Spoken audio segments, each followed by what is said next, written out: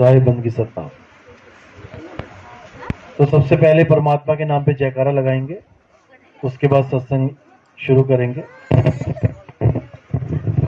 बोलिए परम पिता परमात्मा की, सदगुरु बंदी छोड़ कबीर साहिब की, सभी संतों की, सभी भक्तों की, आज के आनंद की, सकल हंस को बंदगी साहेब बंदगी। तो परमात्मा की आज अपार कृपा हुई, जो आपके उदयपुर डिस्ट्रिक्ट में ये सत्संग हो रहा है। कहते हैं धन्य है वो गांव, धन्य है वो शहर जहां पे मूल ज्ञान का प्रचार होए, क्योंकि मूल ज्ञान ही हमारे मनुष्य चोले को सफल कर सकता है।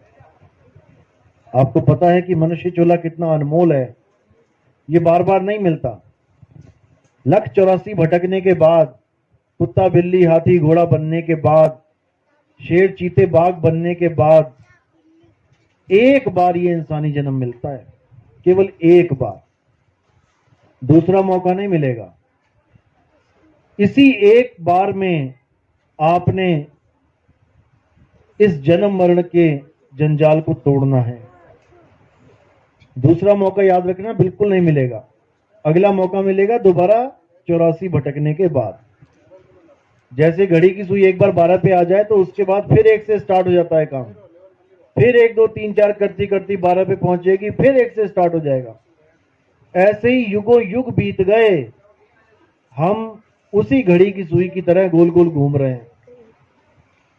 सतयुग चला गया, द्वापर चला गया, त्रेता चला गया, आज कलयुग। कलयुग में भी हम यहीं के यहीं बैठे हैं, और एक दिन ऐसा आएगा कि फिर इस शरीर को छोड़ के दोबारा फिर पैदा हो जाएंगे। कितने लोग ऐसे हैं गांव में जिनको आप खुद अपने हाथों से शमशान घाट तक छोड़ के आए, जला के आए, जो आप ही की तरह आपके साथ बैठे होते थे, और ये जन्म मरण की बातों को सुन के कहते थे किसने देखा, किसने देखी मौत, हम तो जीने के लिए आए हैं, हम तो 100 साल जिएंगे, पोते हो जाएंगे तब तक जिएंगे। लेकिन कितने लोग आपको छोड़ के चले गए, पता भी नहीं लगा। ऐसी आपने भी एक दिन चले जाना है, कोई भी स्थिर नहीं है यहां पे। हमें इंसान जन्म क्यों मिला है, हमने केवल इस पे विचार करना है। भगवान ने हमें कुत्ता बिल्ली क्यों नहीं बना दिया, हमें मुर्गी बकरा क्यों नहीं बना दिया। कसाई के बाड़े में पड़े रहते, वहां देखो हजारों मुर्गियां अपनी मौत का इंतजार करती हैं। कसाई आता है, जो हाथ में आती है उसको पकड़ के बाकियों से अलग करके काट दिया जाता है। बिल्कुल इसी तरह जो काल कसाई है, वो हमारे परिवार में से जो भी उसके हाथ आता है वो निकाल के ले जाता है। हम रोते रह जाते हैं, गिड़गिड़ाते रह जाते हैं, किसी पर भी उसका वार आ सकता है। हम कहते हैं आज बहुत दिन शुभ है, हम मुहूर्त निकालेंगे, कोई दिन शुभ नहीं है। हर दिन के आगे वार लगा है, रविवार, सोमवार, मंगलवार, वीरवार, शुक्रवार, यानी तुम्हारे ऊपर कभी भी उस काल कसाई का वार हो सकता है। ऐसा कोई दिन नहीं है जब कहो कि आज मृत्यु नहीं आएगी, आज शुभ दिन है, कोई दिन शुभ नहीं है। जाओ शमशान घाट के बाहर बैठो, दिल्ली में बैठो, देखो कौन सा दिन शुभ है इसकी मृत्यु नहीं हो रही है। सब मर रहे हैं, सबका नंबर लग रहा है, बस फर्क इतना है किसी का आज लग रहा है, किसी का कल लग रहा है। थोड़े थोड़े करके मरते हैं, इसलिए हम चिंता नहीं करते हैं। रोज ही मरते हैं, हम कहते हैं ले रोज ही मरते हैं, उसमें क्या है, बड़ी बात है। लेकिन जब एक साथ मरने लग जाते हैं तो चिंता का विषय बन जाता है। जैसे अभी कोरोना आया तो एक साथ मरने लगे तो पूरे विश्व में हड़कंप मच गया, और जो धीरे धीरे मर रहे थे उसमें तो किसी ने चिंता नहीं करी। मतलब थोड़े थोड़े मरे तो ठीक है, एक साथ मरने लग जाए तो बहुत गंभीर विषय हो गया। ये हमारी मूर्खता है। मौत चाहे आ जाए चाहे आए कल, मरना तो पड़ेगा, मरना तो पड़ेगा। इसमें खुश होने की बात नहीं कि कोरोना चला गया, मृत्यु दर कम हो गई, भैया कल भी मरना पड़ेगा। इसलिए इससे पहले कि मृत्यु आए, मरने का इंतजाम ही कर लो। जैसे एक बार एक गांव बसा हुआ था किसी पहाड़ के किनारे, वहां पर पूरी ढलान थी। असल में वहां पे नदी होती थी बहुत पहले, लेकिन धीरे धीरे धीरे ग्लेशियर जम गए, वो जो पानी आता था वहां बर्फ बन गई, जम गया। जैसे केदारनाथ में ग्लेशियर जमा हुआ था, पूरा तालाब, पूरा सरोवर बना हुआ था, ऐसे ही वहां से पानी आना बंद हो गया, क्योंकि बर्फ ही जम गई तो पानी कैसे आएगा। लोगों ने सोचा कि बिल्कुल प्लेन जगह है, क्योंकि जहां जहां पानी आता है वो जगह प्लेन करती चली जाती है नदी, तो लोगों ने वहां पर गांव बसा लिया। किसी सयाने ने देखा कि यार ये लोग तो बड़ी गलत जगह गांव बना के बैठे हैं, तो नदी का रास्ता है, जिस दिन नदी आ गई इन सबको बहा के ले जाएगी, इससे अच्छा तो किसी पहाड़ पे इक्का दुक्का मकान बना लेते। उसने आके समझाना शुरू करा कि बेटा नदी आएगी, नदी के रास्ते में तुम आ गए हो, वो किसी को नहीं बख्शेगी। तुम एक काम करो, अगर तुम यहां से नहीं भी जाना चाहते हो, क्योंकि कोई मान नहीं रहा था जाने को, तो उसने कहा कम से कम तुम तैरना तो सीख लो। जिस दिन नदी आएगी उस दिन किसी को नहीं बख्शेगी, वो नहीं देखेगी बच्चा है, वो नहीं देखेगी बूढ़ा है, वो नहीं देखेगी जवान है। लेकिन अगर तुमने यहां से नहीं हटना है, उसके रास्ते में ही रहना है, तो कम से कम तैरना सीख लो। जब वो आएगी तो तैरना आता होगा तो कम से कम 50% चांस तो बच हो जाएंगे तुम्हारे बचने के। तो उस बातों को सुन के जो समझदार जीव थे उन्होंने तैरना सीखना शुरू कर दिया। धीरे धीरे धीरे धीरे बहुत से लोगों ने तैरना शुरू किया और सीख गए। अब जिस दिन नदी आई, उसमें से बहुत से ऐसे भी लोग थे जो कहते थे अरे किसने देखा, इतने साल हो गए, 10 साल हो गए हमें रहते यहां, आज तक नहीं आई नदी, किसने देखा, आएगी तो देखा जाएगा। और जब वो आई तब हालत खराब हुई। अब हर तरफ पानी पानी पानी पानी हो गया। अब उसमें से वो लोग बचे जिन्होंने समय रहते तैरना सीख लिया था, और जो कहते थे अरे देखी जाएगी, फिर उनको दुनिया नहीं देखा, फोटो में हार चढ़ा हुआ था। तो इसी प्रकार हम भी उस मौत के रास्ते पे खड़े हैं। मृत्यु आएगी, सबको मरना पड़ेगा, लेकिन बचेगा कौन। अब आप कहोगे मरने से भी कोई बच सकता है, बच सकता है। कैसे बचेगा, जब वो मरना ही सीख लेगा। यानी पानी में डूबने से बचने का एक ही सिद्धांत है कि पानी में तैरना सीख लो। तैरना तुम्हें पानी में ही पड़ेगा, क्योंकि डूब भी तो पानी में ही रहे थे। इसी प्रकार मरने का एक ही रास्ता है, मौत के आने से पहले मरना सीख लो।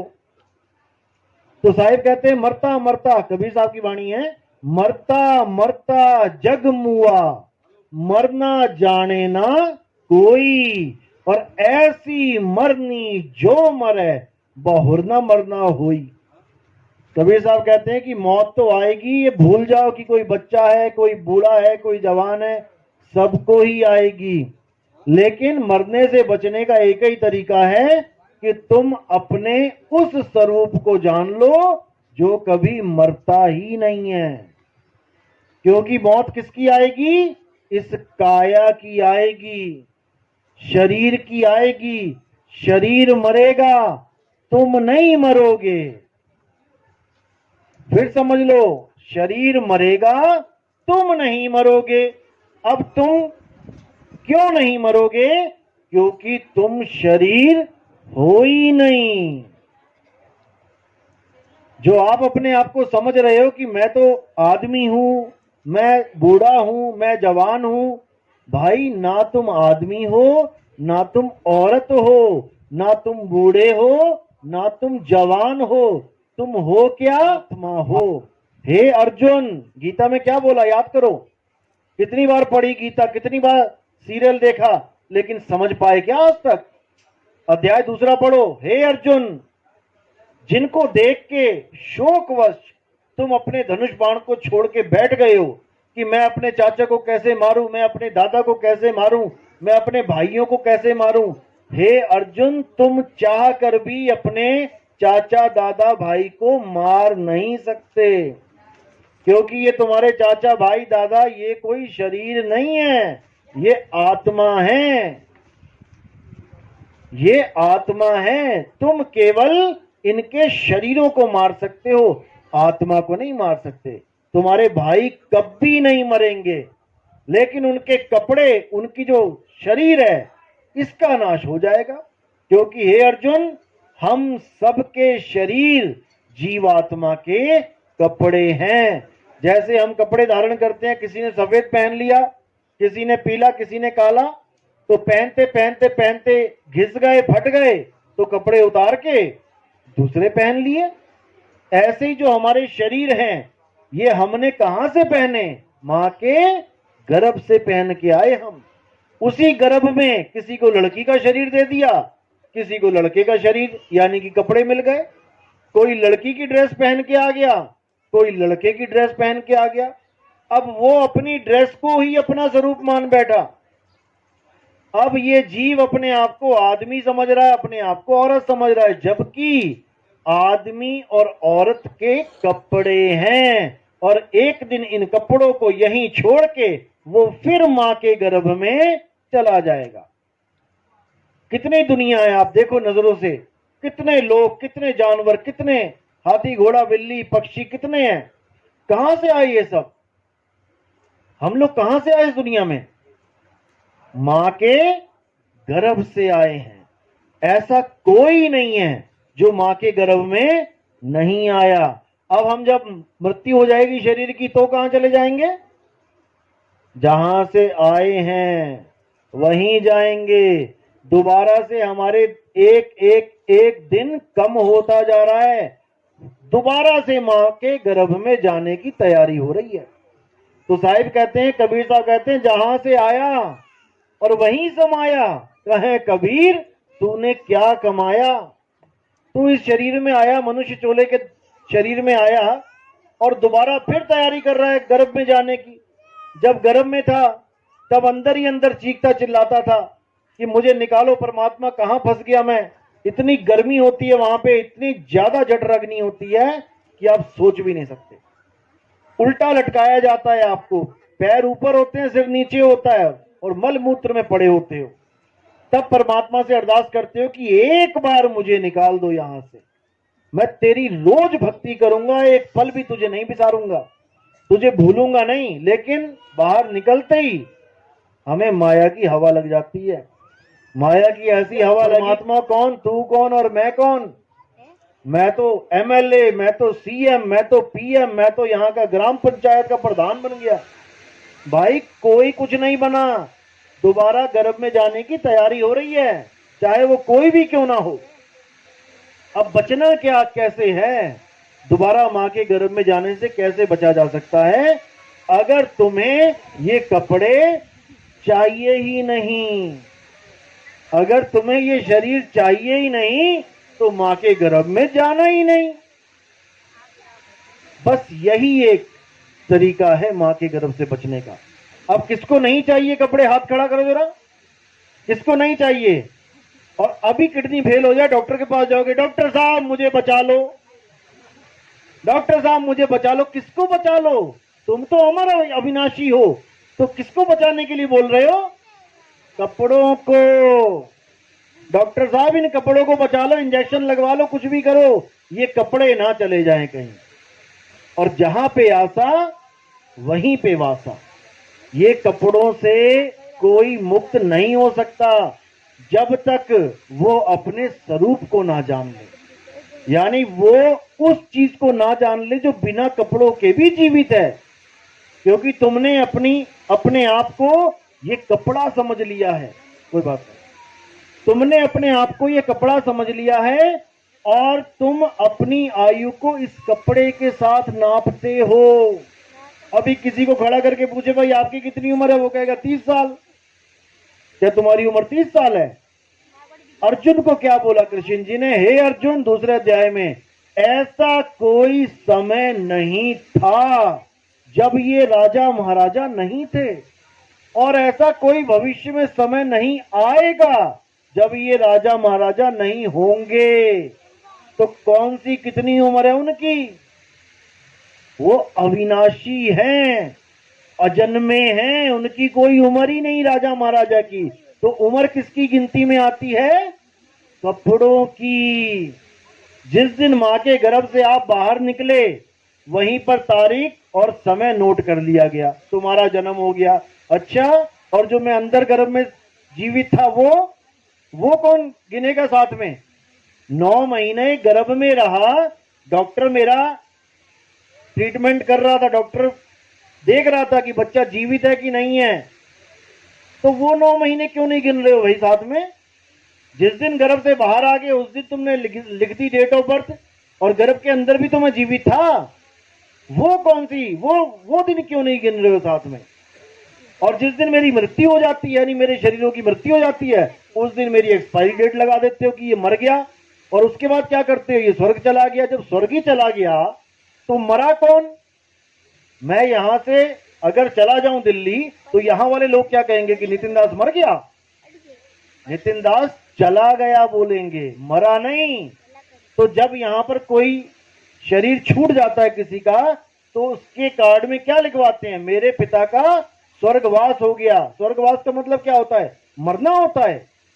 वास का मतलब होता है रहना, कि तुम्हारा वास कहां है। अब वो इस शरीर को छोड़ के वो स्वर्ग में रहते हैं। अगर वो स्वर्ग में रहते हैं तो फिर मरा कौन?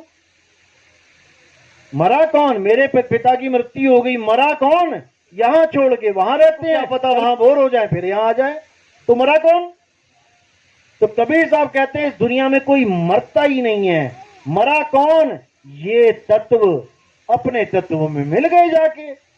पानी में पानी मिला, मिला पौन में, पौन में तो से पूछू पंडिता, इनमें मरा कौन? कोई नहीं मरता। सबसे बड़ा भरमजाल यही है कि तुम मर जाओगे, मर जाओगे। जो अविनाशी जीव है उसके दिमाग में यह डाल दिया गया कि तुम मर जाएगा, जो कभी मर ही नहीं सकता। ईश्वर अंश, जीव अविनाशी। जैसे परमात्मा अविनाशी है, वैसे आप भी अविनाशी हो, हम भी अविनाशी हैं। कोई कभी मरता ही नहीं है, बस शरीरों को छोड़ता है, शरीरों को पकड़ता है। आज इस मकान में रहता है, कल को ये मकान छोड़ के वहां चला गया, वहां छोड़ के अगले गांव में चला गया, अगले गांव छोड़ के अगला गांव चला गया, तो मरा कौन? हम केवल मकान को देखते कि मकान में कोई रहता है तो तरह तरह की आवाजें आती हैं, कभी टीवी की आवाज आ गई, कभी गानों की आवाज आ गई, कभी झगड़े की आवाज आ गई आपस में, और जब वहां से वो लोग चले गए तो मकान बन जाता है खंडर। अब उस मकान में कोई आवाज नहीं आती तो हम कहते हैं मकान मर गया।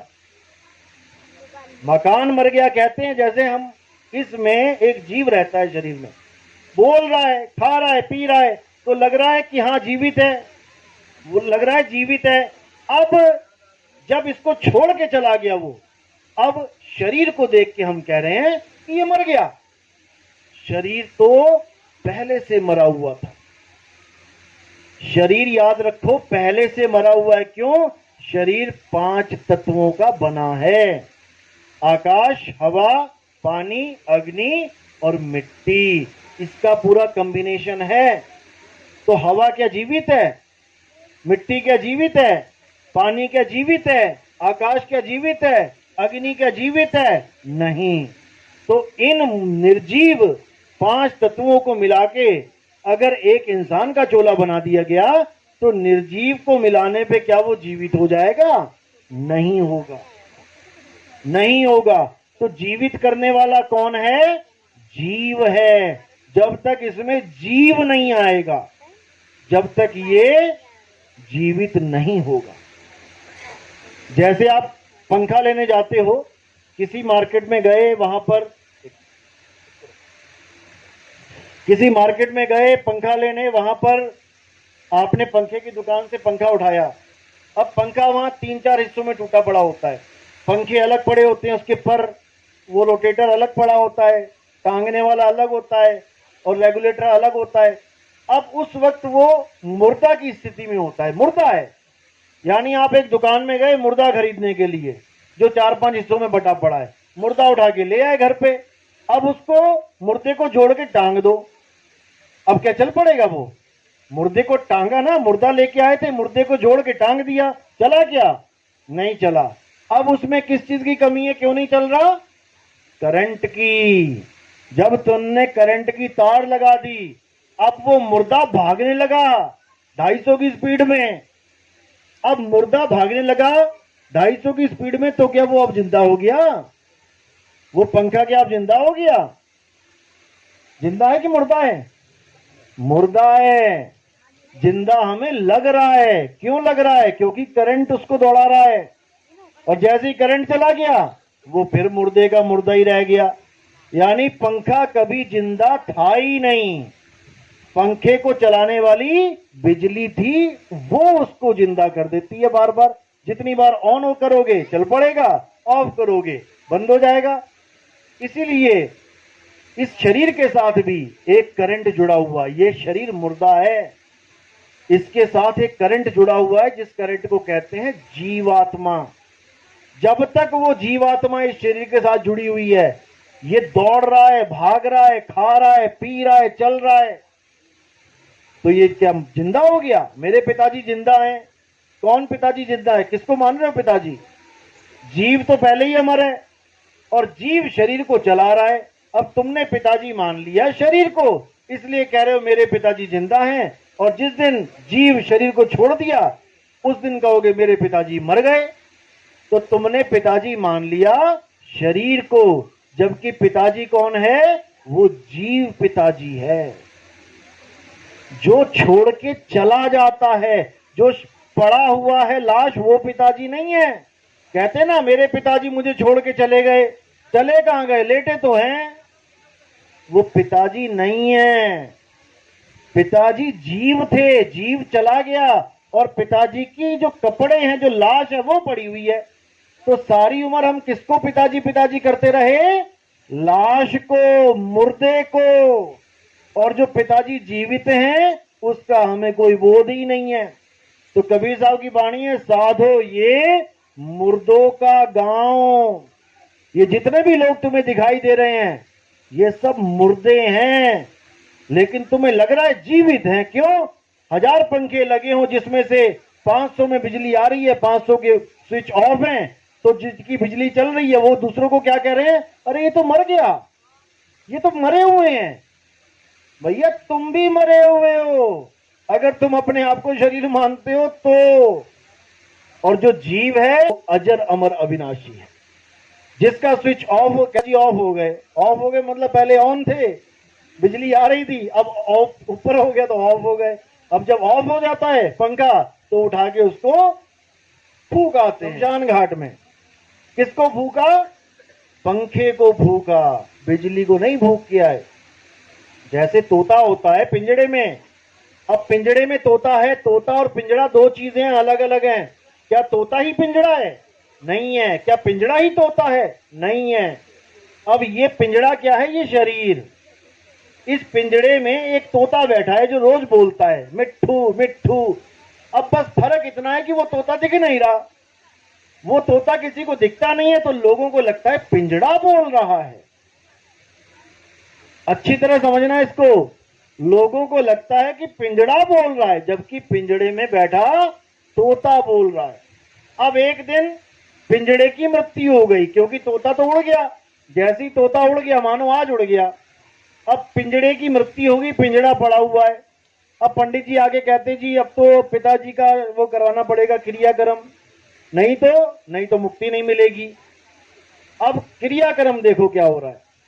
तोता उड़ गया आज शाम को 4 बजे, सबको इंफॉर्मेशन चली गई कि भाई पिताजी ऑफ हो गए, सारे आ जाओ। एक दिन लग गया पहुंचने में। अगले दिन अब क्रियाक्रम जब हम करते हैं, तो क्रियाक्रम हमने किसका करना था? पिताजी का, क्योंकि पिताजी को मुक्ति चाहिए, यानी क्योंकि तोता जी पिताजी है, पिंजड़ा थोड़ी नहीं है। तो पिताजी तो कल ही उड़ गए थे, और आज हम किसका क्रियाक्रम कर रहे हैं? पिंजड़े का। तो मुक्ति किसको मिलेगी? तोते को कि पिंजड़े को? तो हम आज तक जो क्रियाक्रम करते आए हैं, पिंजड़े का करते आए हैं। तोता तो चला गया, तोते को तो अगली जून मिल गई, और पिंजड़े को हम लाद के कह रहे हैं कि पिताजी मर गए, ये पीछे पिताजी लाद। पिताजी तो चले गए, और क्रियाक्रम करते रहे तुम पिंजड़े का। अब पिंजड़े को मुक्ति मिल जाएगी। तो ये है भरम जाल। कबीर साहब कहते हैं, ना मैं क्रिया कर्म में रहता और ना एकांत निवास में, मोह को कहां ढूंढे रे बंदे, मैं तो तेरे पास में। इसी प्रकार परमात्मा हमारे पास है, लेकिन हम फंस गए हैं माया के जाल में। माया क्या है? माया के डेफिनेशन क्या है? आज हर संत ये बोलता है, आप टीवी ऑन करो, हर संत एक ही बात बोलता है, मोह माया से दूर हो जाओ, मोह माया से। माया है क्या? माया की डेफिनेशन क्या है? कबीर साहब क्या कहते हैं? संतों जो बदले सो माया। जो भी चीज बदल रही है वही माया है। जब हम पैदा हुए छोटे से थे, हम बड़े हो रहे हैं, हमारी शक्ल बदल गई, हमारे बाल काले से सफेद हो गए, हमारे दांत जड़ गए, हमारी चमड़ी बदल गई, रंग रूप बदल रहा है। इसका मतलब हम माया हैं। ये काया ही माया है। और जो कभी ना बदले वो क्या है? वो है सत्य, वो है परमात्मा जो कभी नहीं बदलता, जिसका ना कभी जन्म होता है ना कभी मृत्यु होती है। तो कौन है वो? किसके बारे में बताया? हे अर्जुन, आत्मा अजन्मा है। ना तो किसी समय में आत्मा की जन्म होता है, ना ही कभी आत्मा की मृत्यु होती है। आत्मा को छोड़कर इस दुनिया में जो कुछ भी दिखाई देता है अर्जुन, वो माया है। और अगर ये जीव इंसानी चोले में आकर भी माया का गुलाम बन बैठे, माया की पूजा में व्यस्त हो जाए, तो उसको अगला जन्म भी मायावी ही मिलता है। और जो अपनी आत्मा में रमण करता है, अध्याय 3 17वां श्लोक, जो लोग अपनी आत्मा में रमण करते हैं, जो अपनी आत्मा में स्थित हो जाते हैं, जो अपनी आत्मा में संतुष्ट हो जाते हैं, हे अर्जुन, उन्हें किसी भी अन्य धार्मिक कर्म कर्तव्यों को पालन करने की जरूरत ही नहीं पड़ती। यानी किसी मंदिर जाने की जरूरत नहीं पड़ती, क्योंकि मंदिर क्या है? मंदिर भी माया है, क्योंकि बदल रहा है। जैसे ही बनना शुरू किया, ईंट पे ईंट रखी, देखो बदल रहा है, रोज बढ़ रहा है। तुम्हारी काया की तरह करते करते करते बढ़िया से कलर कर दिया, सब कुछ बढ़िया कर दिया, कितना ही बढ़िया कर दो, एक दिन फिर वो ध्वस्त हो जाएगा। तो जो बना, टिका और बिगड़ गया, वो 3 गुणों के अधीन आ गया, वही माया है। इसी को बोला है त्रिगुणी माया। संतो माया महाठगिनी हम जानी, त्रिगुण फांस लिए कर डोले, बोले माधुरी बाणी, माया महाठगिनी हम जानी। इस माया ने सबको ठगा है, 3 गुणों से ठगा है। जब तक हम 3 गुणों से ऊपर नहीं उठ गए, 7वां अध्याय पढ़ो। हे अर्जुन, जो लोग 3 गुणों से नीचे रह जाते हैं, जो त्रिगुणी माया में उलझे रह जाते हैं, वो अपना अनमोल जन्म बर्बाद कर जाते हैं। असली भगत वो होते हैं जो 3 गुणों से ऊपर उठ जाते हैं, यानी वो उस चीज की पूजा कभी नहीं करते जो 3 गुणों के अंतर्गत आ जाती है। 3 गुणों का मतलब है रजोगुण, सतोगुण, तमोगुण। रजोगुण का मतलब होता है कोई भी चीज का पैदा होना, जिसको हम ब्रह्मा जी कह देते हैं, रजोगुणी ब्रह्मा। ब्रह्मा का जो मूल कार्य है वो क्या है? सृष्टि को सर्जन करना। ब्रह्मा जी सारी सृष्टि को बनाते हैं। आगे है सतोगुण। सतोगुण कौन है? विष्णु जी का नाम लेते हैं वहां पे, यानी सृष्टि का पालन करना। और तमोगुण क्या है? सृष्टि का संहार करना। उसके लिए किसका नाम लिया जाता है?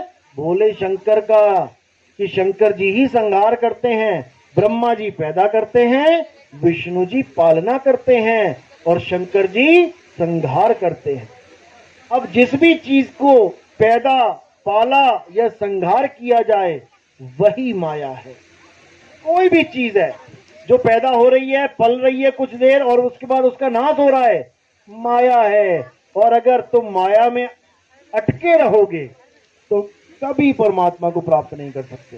हे अर्जुन, जो इस 3 गुणों की माया को लांग जाते हैं, वही मुझे प्राप्त कर सकते हैं, मेरे अजन्मे स्वरूप को प्राप्त कर सकते हैं। क्योंकि गीता में ही कृष्ण जी ने अपने 2 स्वरूप बताए हैं।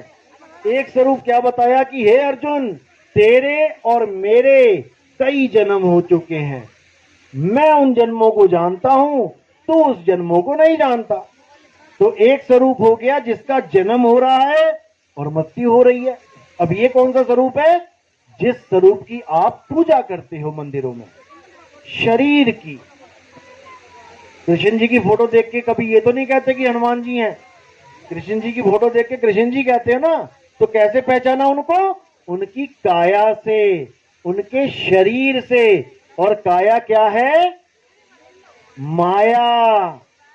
अब ये हो गया कृष्ण जी का मायावी स्वरूप, जिसमें सारी दुनिया उलझ गई है, सारी दुनिया उलझी पड़ी है कृष्ण जी की पूजा करने में, लेकिन असत्य स्वरूप की, शरीर की। अब दूसरा स्वरूप क्या बताया कृष्ण जी ने गीता में? कि जो लोग मुझे अजन्मा करके जानते हैं, यानी मैं कभी पैदा ही नहीं होता, जो पैदा नहीं हुआ उसका कभी नाश नहीं होता। जो लोग मेरे अजन्मे स्वरूप को जानते हैं, वो मेरी माया को बड़े आराम से लांघ जाते हैं। बिल्कुल क्लियर कर रखा है 7वें अध्याय में। यानी कि मेरे भी दो पूजा विधि है। एक पूजा विधि है जो माया की पूजा हो रही है। माया की पूजा मतलब मेरी काया की पूजा हो रही है। काया में क्या आ गया? 10 इंद्रियां, 5 कर्म इंद्रियां, 5 ज्ञान इंद्रियां। कर्म इंद्रियां कौन सी हैं? जिससे हम काम करते हैं। अभी क्या हो रहा है? काम ही चल रहा है। किससे? मुख से। ये पहली कर्म इंद्री है। दूसरी कर्म इंद्री है ये हाथ, हाथों से काम करते हैं। तीसरी कर्म इंद्री है ये पैर, पैरों से काम करते हैं, चलते हैं। उसके बाद 2 कर्म इंद्रियां हैं, लैट्रिन और बाथरूम करते हैं, ये हमारी कर्म इंद्रियां हैं। और ज्ञान इंद्रियां क्या है? 5। सबसे पहली इंद्री है ये त्वचा, जिससे हमें बोध होता है गर्मी है, ठंड है। हाथ लगा के देखते हैं ना ग्लास में, तो पता लग जाता है अरे तो ठंडा है, ये तो गर्म है। पहली कर्म इंद्री ये चमड़ी, और ये पूरी चमड़ी नीचे से लेके ऊपर तक, कहीं भी हल्की सी गर्म चीज लग जाए एकदम बोध हो जाता है। तो पहली इंद्री हमारी त्वचा, हमारी चमड़ी। दूसरी इंद्री आंख, आंख से हम पहचान करते हैं काली पगड़ी है, पीली पगड़ी है, नीली पगड़ी है, ये मेरे पापा जी खड़े हैं, ये चाचा जी खड़े हैं, ये बुआ जी खड़ी हैं। आंख से देख के पहचान हो रही है। तीसरी इंद्री कान, कान से पहचान होती है शेर दहाड़ा कि कुत्ता भौंका, बारिश हुई कि आग लगी, आदमी बोला या बच्चा बोला, कान से पता लगता है। नाक, नाक से पता लगता है बदबू है या खुशबू है। जीभ, जीभ से पता लगता है कड़वा खा लिया कि मीठा है, कि चटपटा है कि करारा है, ये सब जीभ से। तो चमड़ी, आंख, कान, नाक, जीभ, ये हो गई 5 ज्ञानेंद्रियां। उसके बाद मुख, हाथ, पैर, लिंग, गुदा, ये हो गई 5 कर्म इंद्रियां। अब इन्हीं इंद्रियों को अगर हम अलग अलग कर दें, आंख अलग लगा दें, यहां टांग दें, नाक अलग टांग दें, चमड़ी पूरी एक अलग टांग दें, हाथ पैर अलग कर दें, तो इसको कौन भगवान बोलेगा? आंख को, कान को, नाक को कोई बोलेगा क्या? नहीं बोलेगा। अब इसी का एक बंडल बना दें। जब हम फोटो बनाते हैं किसी की तो क्या बनाते हैं? चमड़ी बना दी, कान लगा दिया सही जगह पे, नाक लगा दी सही जगह पे, आंखें लगा दी, हाथ पैर लगा दिए। अब वो कौन बन गया? अब पूजनीय बन गया, भगवान बन गया। अलग अलग कर दो तो भगवान नहीं है, और इकट्ठा कर दो तो वो भगवान बन गया। यही माया है, यही माया है। इस माया को जब तक तुम नहीं समझोगे, जब तक तुम इस माया से पार नहीं जा सकते। कितना ही जोर लगा लो, कितने ही संतों के पास चले जाओ कि हमें माया जाल से निकाल देगा संत, अरे यही माया जाल है। ना तुम आंख हो, ना तुम कान हो, ना तुम नाक हो, ना तुम चमड़ा हो, ना तुम हाथ हो, ना तुम पैर हो, ये तो तुम्हारे हैं। मेरी आंख, मेरा कान, मेरी नाक, तो मैं कौन हूं? ये तो मेरे हैं। मेरा घर, मेरा मकान, मेरी दुकान, मेरा सोफा, मेरी बाइक, तो मैं कौन हूं? जब तक मैंने खुद को नहीं जाना कि मैं क्या हूं, जब तक मेरी मेरी मेरी को ही मैं समझता रहूंगा, मेरी आंख, मेरा कान, मेरा नाक, इसको मैं समझता रहूंगा, मैं क्या हूं। अपनी फोटो क्या दिखाते हो? एक तोते को बोला कि अपनी फोटो खिंचवा के लेके आ, और तोता अगर अपने पिंजड़े की फोटो खिंचवा के लेके आ जाए तो हम हंसेंगे, अरे भैया तेरी बोला, तेरे पिंजड़े की थोड़ी नहीं बोला। लेकिन जब मैं आपको कहता हूं अपनी फोटो खिंचवा के लेके आओ, तो किसकी खिंचवा के लाते हो? पिंजड़े की। जब को राशन कार्ड में फोटो लगाते हो ना, अपनी और अपने बच्चों की फोटो खिंचवा के लाओ, तो तुम अपने पिंजड़े की और अपने बच्चों पिंजड़ों की फोटो खिंचवा के लेके आते हो। ये तुम्हारे पिंजड़े हैं। जब ये तुम्हारे पिंजड़े हैं, ये तुम नहीं हो, तो भगवान कृष्ण वो पिंजड़ा कैसे हो सकते हैं भाई? समझो, ध्यान से, गौर से। जिसकी तुम पूजा कर रहे हो दिन रात, वो कृष्ण जी नहीं है, वो कृष्ण जी का पिंजड़ा है। पिंजड़े की पूजा कर रहे हो दिन रात। कृष्ण जी का तो आता पता नहीं है तुम्हें, कृष्ण जी होता क्या है। जैसे तुम्हें खुद का आता पता नहीं है। तोता अपने आप को जानता ही नहीं है मैं तोता हूं, वो अपने आप को पिंजड़ा मान के बैठ गया है। अब वो तोता क्या है? आत्मदेव है। और पिंजड़ा क्या है? माया है। रोज बदल जाता है। आज बाल लाल हैं, कल को काले कर लो, बदल गया। लेकिन तोता नहीं बदलता।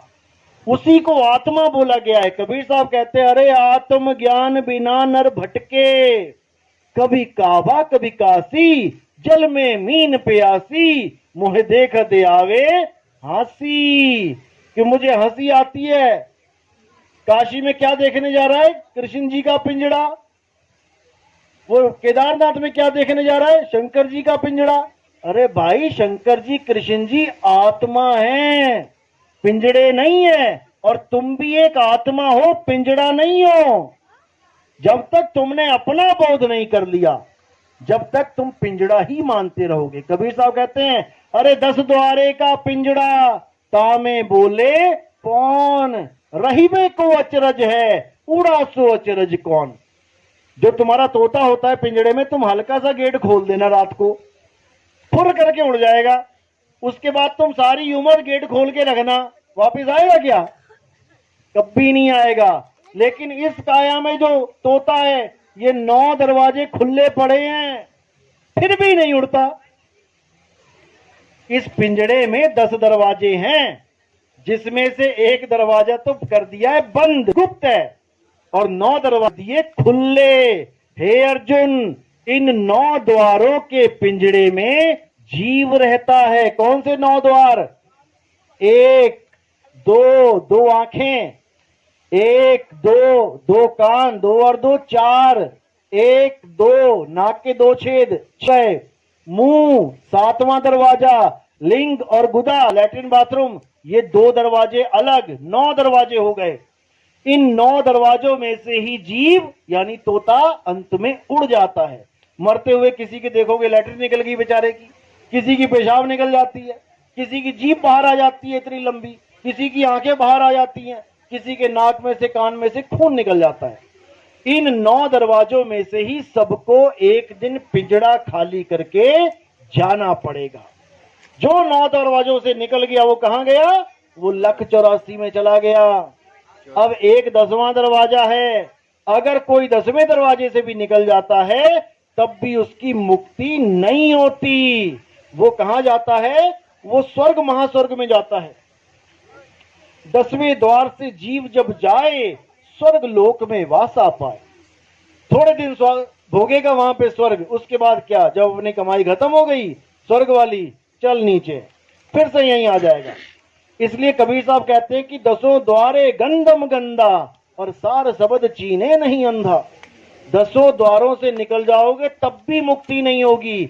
मुक्ति कहां होगी? कि समाना कहां है। हम भक्ति के नाम पे क्या कर रहे हैं? जाप, अजप्पा और अनहद। या तो हम भगवानों के नाम जप रहे हैं, हरे राम हरे कृष्णा, या ईसाई हैं तो वाहेगुरु, अल्लाह क्या नाम है, हालेलुया हालेलुया, और सिख हैं तो वाहेगुरु वाहेगुरु वाहेगुरु, मुसलमान है तो अल्लाहू अल्लाहू अल्लाह। क्या है ये सब अक्षर हैं। 52 अक्षर हैं। कब पैदा हुए, कब आए इस दुनिया में? जब इंसान ने लिखना बोलना पढ़ना सीखा, जब आदमी आदि मानव था, जब नंगा आया था, कुछ खाता पीता, रसोइयां नहीं थी, जंगल में खाता पीता था, फल फूल जड़ें कंदमूल। तब कौन सी भाषा थी? तब कौन से भगवान राम का नाम था? तब कौन सा वाहेगुरु का नाम था? कोई अक्षर उसके पास नहीं था, जानवरों की तरह रहता था। तब राम का नाम कहां था? तब कबीर का नाम कहां था? तब अल्लाह वाहेगुरु कहां था? कहीं भी नहीं था। अल्लाह वाहेगुरु तो था, लेकिन उसका कोई नाम नहीं था। ये धीरे धीरे धीरे धीरे नाम बना लिए। हिंदुस्तान में हिंदी के नाम बन गए, अरब में अरबी के नाम बना लिए, अंग्रेजों ने अंग्रेजी के बना लिए, जापान ने जापानियों के बना लिए, सारी खिचड़ी बना दी अलग अलग नामों की। अब अपने अपने भगवानों को अपनी अपनी भाषा के नाम से याद कर रहे हैं। यही जाप, कबीर साहब कहते हैं कि यही जाप सबसे बड़ा बंधन बन चुका है मुक्ति के लिए। यही सबसे बड़ा बंधन है। प्यास लगती है तो कौन सा नाम जपते हो भाई? कौन सा नाम जपते हो? कहां जाते हो? सीधे पानी के पास। और पानी ना पता हो तो लोगों से पूछते हो, भैया कहीं नल लगा है, भैया कहीं पानी मिलेगा? क्यों? क्योंकि तुम्हें वहां पर इतना पता होता है कि पानी की प्यास किसी मंत्र से नहीं बुझेगी, पानी पीने से बुझेगी। लेकिन जब भगवान की बारी आती है कि भगवान को याद करना है, भगवान को पाना है, तो मंत्र आ जाता है बीच में से, राम राम राम राम राम राम, अल्लाहू अल्लाहू अल्लाहू। अब ये तो आया आया, अब इसमें बड़ा छोटा भी आ जाता है। तेरा अल्लाहू छोटा है, मेरा राम बड़ा है। तेरा वाहेगुरु छोटा है, जीसस बड़ा है। अब बड़ा छोटा क्या कर रखा है? नमो को। सारे नाम दुनिया में से हटा दो। मान के चलो आज वही जमाना आ जाए जब इंसान नंगा ही आया था, जड़े खाता था खोद खोद के, जानवरों का शिकार करता था, आग की भी खोज नहीं कर पाया था। तब बताओ कि अगर भगवान को याद करना होता तो कैसे याद करते? कौन सा नाम लेके याद करते? आज तो पढ़ लिए लिख लिए तो आज सारे नाम तुम्हें रटे हुए हैं। उस वक्त कोई नाम ही नहीं था, तब क्या करते? आज तो पानी का नाम तुम्हें पता लग गया, उस वक्त पानी का नाम भी नहीं पता था, लेकिन फिर भी प्यास बुझाते थे। किससे? पानी से।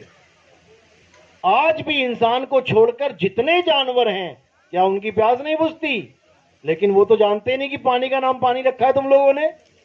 चिड़िया को प्यास लगती है तो ये देखती है कि पानी कहां है, सीधे वहीं जाती है, वो नाम नहीं जपती। लेकिन इंसान परमात्मा की खोज ना करके परमात्मा के नाम में फंस गया है, केवल नाम में फंस गया। तुम किसको मानते हो? मैं अल्लाह को मानता हूं। अरे रे रे, ये तो बेकार बंदा है। अब उसने केवल अल्लाह, अब चाहे वो अल्लाह उसका राम ही क्यों ना हो, लेकिन वो अल्लाह के नाम से परहेज करके बैठ गया। जैसे पानी का नाम है जल, वाटर, नीर, तोय। अब अगर वहां चले जाओगे बंगाल में तो वहां पे जल को बोलते हैं जौल। अब तुमने वहां पूछा भैया पानी है क्या? अरे नहीं पानी नहीं, यहाँ तो जौल मिलता है, पानी नहीं है यहाँ पे। तुम कर्नाटक में चले जाओ, वहां नीर बोलते हैं, नीर। तुम पानी पानी कह के थक जाओगे, वो कहेंगे भैया नीर मिलता है यहाँ पे। अब तुम्हें पानी के नाम से एलर्जी है, लेकिन नीर भी उसी का नाम है। दिक्कत ये है, अल्लाह बोलो, वाहेगुरु बोलो, गॉड बोलो, कुछ भी बोलो, वो ताकत एक है जो तुम्हें चला रही है। ये करंट एक है, ये सारी दुनिया के पंखों को चला रहा है, क्योंकि ये एक है। इसी प्रकार हमने उस एक को जानना है जो हम सबको चला रहा है। वो कौन है? घट घट मेरा साइया, सुनी सेज न कोय, और बलिहारी व घट की, जिस घट प्रगट होए। वो कनेक्शन सबके साथ जुड़ा हुआ है, तभी तो ये सारे पंखे चल रहे हैं। ये सारे पंखे चल रहे हैं, जिस जिसका कनेक्शन ऑफ होता जाएगा उसका पंखा गिरता जाएगा। बस उस कनेक्शन को जानना है। हम अपने आप को पंखा मान रहे हैं बार बार, इसलिए दोबारा दूसरे पंखे की डिमांड कर देते हैं। अब हमने अपने आप को करंट जान लेना है, और जब हम करंट ही हो गए, अब हमें किसी पंखे की जरूरत नहीं है। पंखे को करंट की जरूरत है कि करंट को पंखे की जरूरत है? पंखे को करंट की जरूरत है। करंट तो अपने आप में पूर्ण है, उससे तुम पंखा चला लो, उससे तुम गीजर चला लो, उससे तुम हीटर चला लो। करंट अपने आप में पूर्ण है, उसे किसी की जरूरत नहीं है। इसी प्रकार आत्मा अपने आप में पूर्ण है, लेकिन जब जीवात्मा बनी बैठी है तब इसे शरीर चाहिए। कभी कुत्ते का शरीर पकड़ लेती है, कुत्ता बन के घूम रही गलियों में। कभी बिल्ली का पकड़ लेती है, बिल्ली बन के घूम रही गलियों में। कभी इंसानी चोला पकड़ लेती है तो लड़का लड़की आदमी औरत बन के घूम रही है। लेकिन इसका अपना स्वरूप करंट है। तो हमने उस करंट स्वरूप को जानना है, हमने उस आत्म स्वरूप को जानना है जो शरीरों से अलग है। आत्मा पंखे जैसी, यानी कि करंट पंखे जैसा नहीं है। पंखा अलग है, उसको छूने पे तुम्हें अलग एहसास होगा, और करंट अलग है, उसे छूने पे तुम्हें कुछ अलग ही एहसास होगा। तुम करंट और पंखे को एक साथ नहीं बता सकते। इसी प्रकार आत्मा अलग है, शरीर अलग है। कृष्ण जी, राम जी, हनुमान जी का शरीर एक पंखे की तरह जानो, 10 इंद्रियां समझो, और उनकी आत्मा को परमात्मा जानो, क्योंकि आत्मा ही परमात्मा है। आत्मा को कोई मार ही नहीं सकता, इसीलिए वो परम है। लेकिन अपने परम पद को छोड़ के जब वो जीव पद में आ जाती है तो देखो कितने बने बैठे हुए हैं। बस हमने क्या करना है, अब इस जीव को अपने आत्म स्वरूप में लाना है, और कुछ नहीं करना। कोई अगरबत्ती नहीं, कोई धूप नहीं, किसी मंदिर मस्जिद में कोई जाने की जरूरत नहीं। घर बैठे तुम्हें आत्म ज्ञान हो सकता है। ये पंखे को करंट ढूंढने के लिए कहां जाना पड़ेगा? अरे करंट इसी में है, तभी तो चल रहा है ये। इसीलिए बोला कस्तूरी कुंडल बसे, मृग ढूंढे बन माही, ऐसे रमता राम है ये दुनिया जाने नहीं। तुम्हारा परमात्मा तुम्हारी आत्मा में विराजमान है, उसे बाहर जाके ढूंढने की जरूरत नहीं है। जैसे दूध अगर घी को ढूंढना चाहे तो कहां जाके ढूंढे? अगर दूध घी को ढूंढना चाहे तो क्या पड़ोस के गांव में जाके ढूंढेगा? अरे उसी में है। लेकिन कोई कहे कि अभी हाथ डाल के घी निकाल के दिखा मुझे दूध में से, तो निकाल लोगे क्या? हाथ डाल के दूध में से घी निकल जाए तो नहीं निकलेगा, लेकिन है कहां? उसी में है। अब क्या करना पड़ेगा? अब हमें गुप्त भेद प्राप्त करना पड़ेगा। वो गुप्त भेद हमें कौन बताएगा? मां बताएगी बेटी को कि बेटी इस दूध में से बहुत सी चीजें निकल सकती हैं। बेटी कहेगी क्या बात कर रहे हो? जिसको नहीं पता इस दूध में से क्या निकलेगा, बेटा इसमें से दही भी निकल जाता है, इसमें से लस्सी भी निकलती है, इसमें पनीर भी निकल जाता है, और इसमें से घी भी निकल जाता है। अब बेटी को यकीन नहीं हो रहा कि ऐसे कैसे हो सकता है।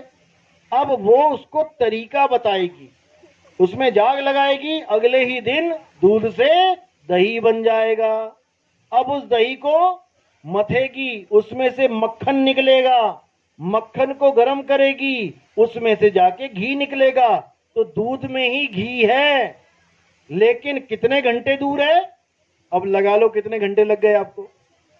दूध से घी कितने घंटे की दूरी है, वो आप समझ जाओगे कि जीव से आत्मा बनने में कितना समय लगता है।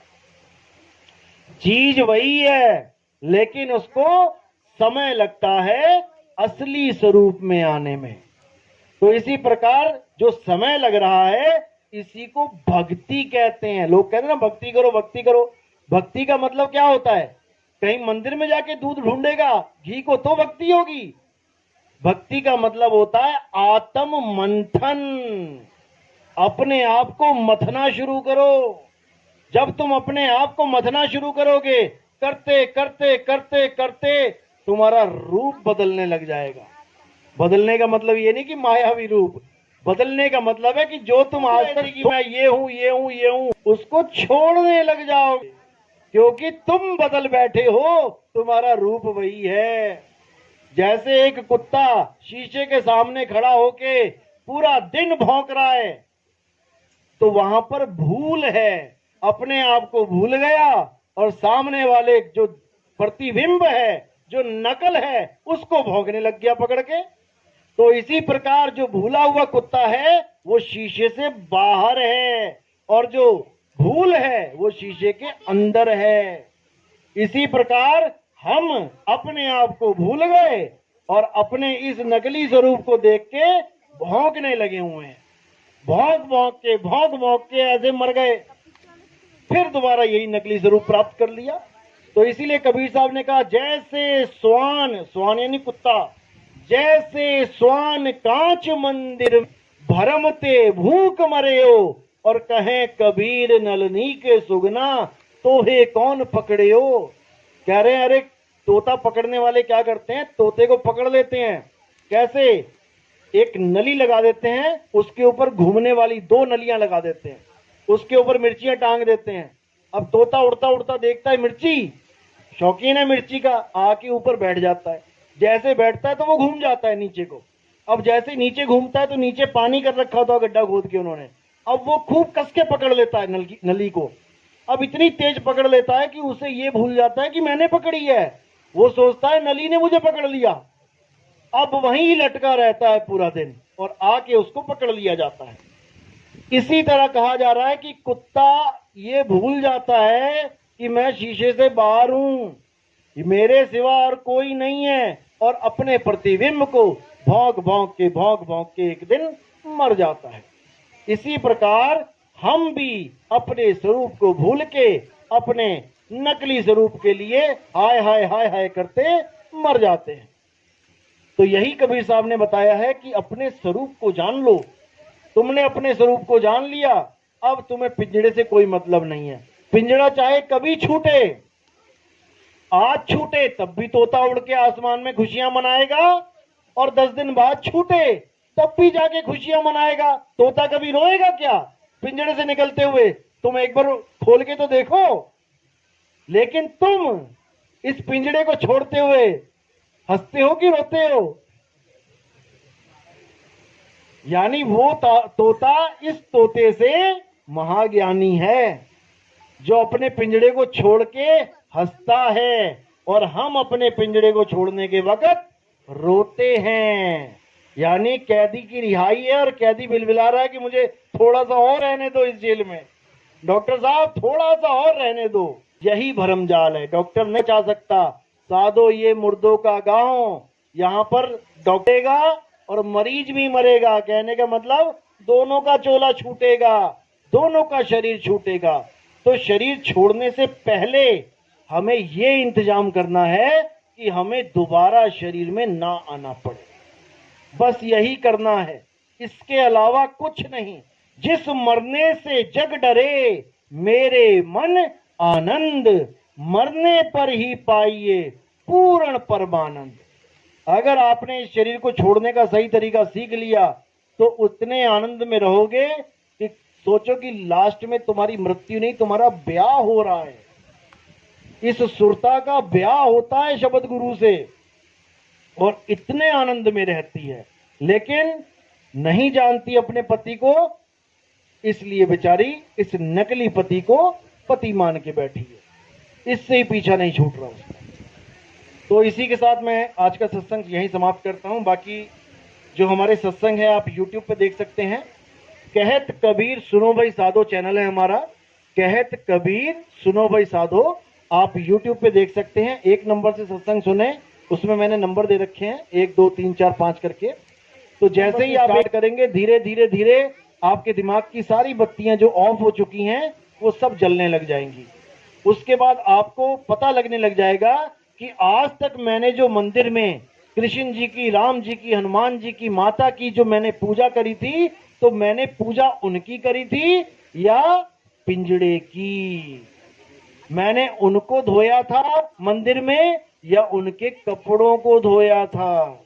राम ने रावण को मारा था कि रावण के कपड़े फाड़े थे? बस इतना समझना है, राम ने कभी रावण को ना मारा था, ना ही राम कभी रावण को मार सकते हैं, क्योंकि रावण कोई शरीर नहीं है, रावण आत्मा है, राम आत्मा है, राम शरीर नहीं है। पूजा किसकी बोली है गीता में? जिसको शस्त्र काट नहीं सकता, अग्नि जला नहीं सकती, वायु सुखा नहीं सकती, जल भिगो नहीं सकता। हे अर्जुन, नैनम छिंदंती शस्त्राणि नैनम दहती पावका न चैनम क्लुंतापे न शोषति मारुता। हे अर्जुन, इस आत्मा को ना तो कोई शस्त्र काट सकता है, ना अग्नि जला सकती है, ना वायु सुखा सकती है, ना जल भिगो सकता है। उसकी पूजा करो जिसको शस्त्र नहीं मार सकता। और कृष्ण जी के शरीर को क्या लगा था? अंत में तीर लगा था। तीर क्या है? अस्त्र की शस्त्र है? लग गया ना। तो पूजा किसकी बोला था करने को? जिसके तीर भी नहीं लग सकता। और हम किसकी पूजा कर रहे हैं? जिसके तीर लग गया। बस इतना सा फर्क है सत्य और असत्य में। राम जी जब अपनी लीला खत्म करके गए तो कहां पे शरीर त्याग किया उन्होंने? किसमें? जल में। तो जब जल में शरीर गल गया, पूजा किसकी करनी थी? जिसको जल गला नहीं सकता। और हम किसकी करते रहे? जिसको जल ने गला दिया। बस इतना सा फर्क है। गीता में हर चीज स्पष्ट लिखी है, लेकिन तुम्हें कोई समझाने वाला नहीं मिल रहा है, इसलिए तुम्हें पिंजड़ों की पूजा करवाई जा रही है, कपड़े धुलवाए जा रहे हैं। ना तुम राम को कभी जान पाए, ना कभी कृष्ण को जान पाओगे, अगर तुम उनके कपड़ों को ही उनका स्वरूप मानते रहोगे। हे अर्जुन, इस दुनिया में दो प्रकार के जीव होते हैं। एक सत्य के प्रेमी होते हैं, एक असत्य के प्रेमी होते हैं। असत्य के प्रेमी वो होते हैं जो शरीरों से प्रेम करते हैं, जो शरीरों से नहीं उठ पाते। और सत्य के प्रेमी वो होते हैं जो आत्म सत्ता को जानते, जो आत्मा में ही लीन रहते हैं, वही ज्ञानी होते हैं। चौथा अध्याय 34वां श्लोक है। जो ऐसे गुरुकुल में चले जाते हैं जिस आत्मा को बोध किया है, आत्मा को जाना है, आत्मा को महसूस किया है कि गुरु में तुम्हारे आत्म स्वरूप का ज्ञान दे सकता है। एक बार आत्मा का ज्ञान हो जाने पर तुम्हें कोई भी अज्ञान भ्रमित नहीं कर सकता। उस तोते को कोई यकीन नहीं दिला पाएगा कि तू पिंजड़ा है। तोता पिंजड़े से अलग अपने आप को खूब अच्छी तरह जानता है। तुम एक बार पिंजड़े का गेट खोल के तो देखो, वो सीधे आसमान में दिखाई देगा तुम्हें, क्योंकि उसका मोह पिंजड़े से होता ही नहीं है। हे अर्जुन, जिसे एक बार अपने स्वरूप का ज्ञान हो जाए, वो इस पिंजड़े से मोह रखता ही नहीं है। उसको पता है कि मैं अजन्मा हूं, मैं शाश्वत हूं, मैं नित्य हूं। पिंजड़े तो आते जाते रहते हैं, उसकी कभी मृत्यु भी ना होती। तो कबीर साहब कहते हैं, अरे हम ना मरिब मरिब संसारा, हमको मिला जियावन हारा। मुझे वो आत्मा मिल गई, अब मैं अपनी आत्मा में रमण करता हूं, अब मुझे कोई मार नहीं सकता। तो इसी के साथ वाणी पे विराम देता हूं और उम्मीद करता हूं कि आप लोग को मेरी बात समझ में आई होगी। जिस जिसके समझ में आई है वो एक बार हाथ खड़ा कर दें। समझ में आ गया असत्य की सत्य? तो आज के बाद आप कपड़े धो